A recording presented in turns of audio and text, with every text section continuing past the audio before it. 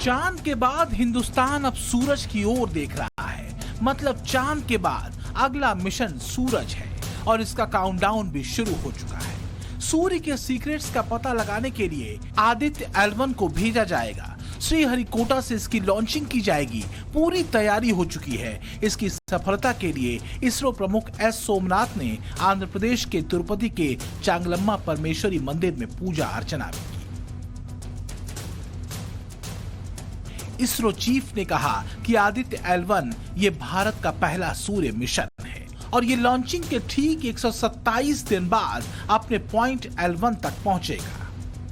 इसरो का Aditya L1 mission क्या है, ये भी सुनिए। इसरो ने देश के पहले सोलर मिशन को आदित्य L1 नाम दिया है। इसकी मदद से सूर्य के बारे में ज्यादा से ज्यादा जानकारी जुटाई जाएगी।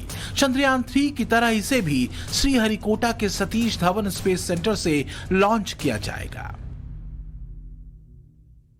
So today the countdown for PSLV C57 Aditya L1 mission is starting, and tomorrow noon time we will have the launch. That's at 11:50.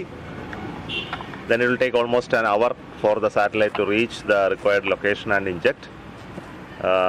So the Aditya L1 satellite is for studying our sun. अब सोचिए कि जो सूरज आग का एक धधकता गोला है जिसके रहस्यों से पूरी दुनिया अनजान है, इसरो का आदित्य L1 उसके एक एक राज से पर्दा उठाएगा। आपको बता दें कि पृथ्वी से सूर्य की दूरी करीब 1 करोड़ 60 लाख किलोमीटर है, जबकि पृथ्वी से L1 पॉइंट की दूरी करीब 15 लाख किलोमीटर है। यानी आदित्य L1 को अपनी निर्धारित जगह पहुंचने के लिए 15 लाख किलोमीटर का सफर तय करना पड़ेगा और इस दूरी को तय करने में उसे करीब 4 महीने लगेंगे।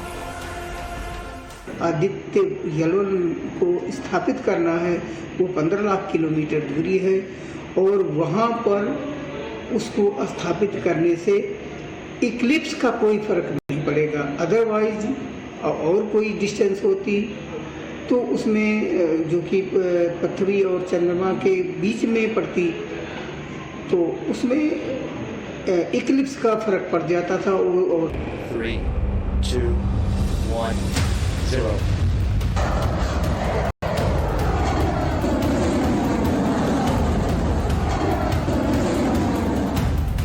अब आप सोच रहे होंगे कि अगर सूरज का बारीकी से अध्ययन करना है तो फिर आदित्य L1 उसके और करीब जाकर अपने मिशन को अंजाम क्यों नहीं दे रहा। तो आपको बता दें कि सूरज की सतह का तापमान करीब 5,500 डिग्री सेल्सियस होता है। वहां किसी बड़े ज्वालामुखी की तरह लगातार विस्फोट होते रहते हैं। ऐसे में अगर किसी स्पेसक्राफ्ट ने उसके जरा भी पास जाने की जुर्रत की तो वो जलकर राख हो जाएगा। इसीलिए इसरो के वैज्ञानिकों ने सारे पहलुओं को ध्यान में रखकर सूरज के अध्ययन के लिए सोलर सिस्टम के L1 पॉइंट को चुना। भले ही यहाँ से सूरज की दूरी काफी ज्यादा हो, लेकिन इस पर काफी बारीकी से नजर रखी जा सकेगी और ऐसी जानकारी जुटाई जा सकेंगी जो कि दुनिया की किसी भी स्पेस एजेंसी के पास मौजूद नहीं है। अब जिस लैग्रांज पॉइंट की बात हो रही है उसके बारे में भी आपको बता देते हैं। दरअसल हमारे सोलर सिस्टम में 5 ऐसे पॉइंट हैं जहां पर 2 ग्रहों की ग्रेविटेशनल फोर्स यानी गुरुत्वाकर्षण शक्ति एक जैसी ताकत से काम करती है। मतलब ये कि अगर उस पॉइंट पर कोई ऑब्जेक्ट पहुंचा तो पृथ्वी और सूर्य का गुरुत्वाकर्षण उसे अपनी ओर खींचने की कोशिश करेगा और इसी वजह से वो ऑब्जेक्ट वहां टिका रहता है। इसरो का आदित्य L1 भी सोलर सिस्टम के लैग्रांज पॉइंट 1 पर जाने की तैयारी में है। ये सोलर सिस्टम का वो अहम पॉइंट है जहां से बिना किसी रुकावट के सूरज की गतिविधियों पर बराबर नजर रखी जा सकती है। आमतौर पर सूर्य ग्रहण के वक्त सूरज की गतिविधियों को देखना मुश्किल हो जाता है, लेकिन L1 पॉइंट से लगातार सूरज पर नजर बनाए रखी जा सकती है। और ये एक बड़ी वजह है कि इसरो के वैज्ञानिकों ने आदित्य L1 सोलर सिस्टम के लिए लैग्रांज 1 पॉइंट को चुना है। आदित्य L1 भारत का ऐसा मिशन है जो सूर्य का बारीकी से अध्ययन करेगा। इस दिन इसरो के वैज्ञानिक इस मिशन के तहत 400 किलोग्राम के एक उपग्रह को स्पेस में लॉन्च करेंगे।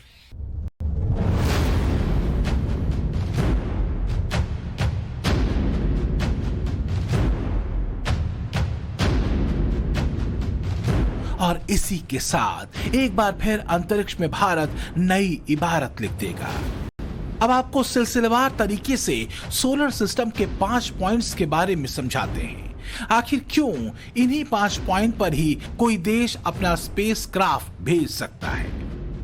ये सोलर सिस्टम के 5 पॉइंट हैं। पृथ्वी की एक ओर है L1 और दूसरी तरफ है L2। L2 point L1 point के ठीक विपरीत दिशा में है। L3 पॉइंट सूरज के ठीक पीछे है और अभी तक इस पर पहुंचने की हिम्मत कोई भी देश नहीं जुटा पाया। L4 और L5 पॉइंट सूरज के दाहिनी और बाईं ओर है, जो एक तरह से स्टेबल पॉइंट माने जाते हैं। इसका मतलब ये कि अगर L4 और L5 पॉइंट पर कोई भी स्पेसक्राफ्ट गया तो वहां आसानी से सूर्य के चक्कर लगा सकता है। हालांकि इसरो फिलहाल L1 पॉइंट के लिए अपना मिशन लॉन्च कर रहा है।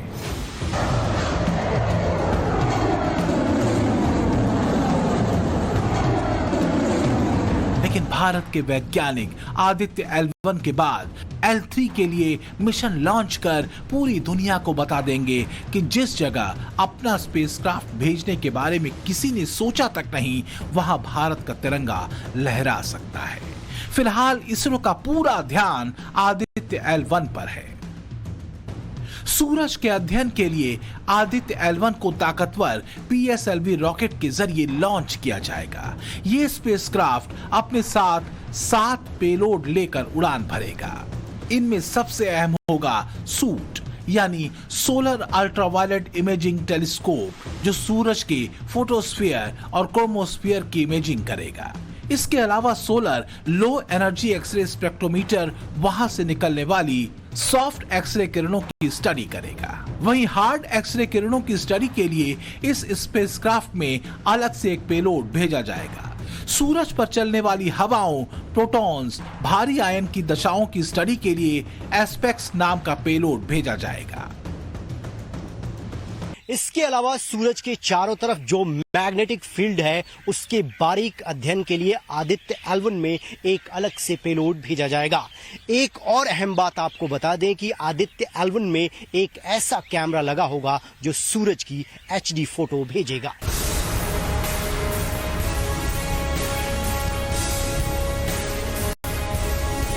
इसरो के सोलर मिशन के साथ दुनिया के बाकी स्पेस एजेंसियों में भी खलबली मच गई है, क्योंकि चंद्रयान 3 की सफलता ने दुनिया को यह बता दिया है कि भारत चाहे तो कुछ भी कर सकता है। अब दुनिया की स्पेस एजेंसियों की नजर एक बार फिर इसरो पर टिक गई है। हर कोई बारीकी से यह देख रहा है कि आखिर चंद्रयान 3 के सफल रहने के इतने कम वक्त बाद ही कैसे कोई देश दूसरे बड़े अभियान को अंजाम दे सकता है। यह हालात तब हैं जब अमेरिका समेत कई देश सूर्य के अध्ययन के लिए पहले ही मिशन लॉन्च कर चुके हैं। अब तक सूरज के अध्ययन के लिए कुल 22 मिशन लॉन्च किए जा चुके हैं। ये मिशन अमेरिका, जर्मनी और यूरोपियन स्पेस एजेंसियों ने भेजे हैं। इनमें कुछ मिशन फेल रहे, जबकि कुछ में मामूली कामयाबी मिली। सबसे ज्यादा मिशन अमेरिका की स्पेस एजेंसी नासा ने भेजे हैं।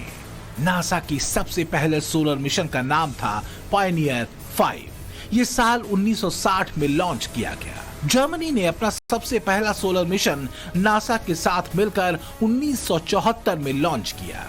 इसके बाद यूरोपियन स्पेस एजेंसी भी नासा के साथ मिलकर अपना पहला सोलर मिशन 1994 में भेज चुकी है। नासा ने अकेले 14 मिशन सूर्य के अध्ययन के लिए भेजे, जिनमें 12 मिशन सूरज के ऑर्बिटर हैं, यानी वो सूरज के चारों ओर चक्कर लगा रहे हैं। 2018 में नासा ने सूरज के लिए अपना सबसे अहम Parker solar probe mission launch किया। नासा का दावा है कि उसका पार्कर सोलर प्रोब अब तक 26 बार सूरज के करीब उड़ान भर चुका है। और नासा का यह दावा भी है कि पार्कर सोलर प्रोब सूरज के इतने करीब जाने वाला सबसे पहला मिशन है। इसे नासा बड़ी कामयाबी मानता है। इससे पहले 2001 में नासा ने जेनेसिस मिशन लॉन्च किया था। सूरज का चक्कर लगाते हुए सौर हवाओं का सैंपल जुटाने के मकसद से उसे लॉन्च किया गया था। उसने सैंपल जुटाए और पृथ्वी की तरफ लौटा, लेकिन पृथ्वी पर उसकी क्रैश लैंडिंग हुई। हालांकि नासा ने दावा किया कि क्रैश होने के बावजूद उसने काफी सैंपल कलेक्ट कर लिए थे। उस वक्त जेनेसिस की क्रैश लैंडिंग ने नासा को बहुत बड़ी चिंता में डाल दिया था। हर किसी को अब 2 सितंबर का इंतजार है, जब एक तरफ चंद्रयान का रोवर चांद के साउथ पोल के रहस्यों की खोज कर रहा है, तो दूसरी तरफ आदित्य L1 सूरज के ज्वलंत रहस्यों से पर्दा उठाने के लिए उड़ान भरने वाला है। वो वक्त करीब है जब एक बार फिर पूरी दुनिया की नजरें हिंदुस्तान पर टिकी होंगी। ब्यूरो रिपोर्ट, टाइम्स नाउ, नव भारत।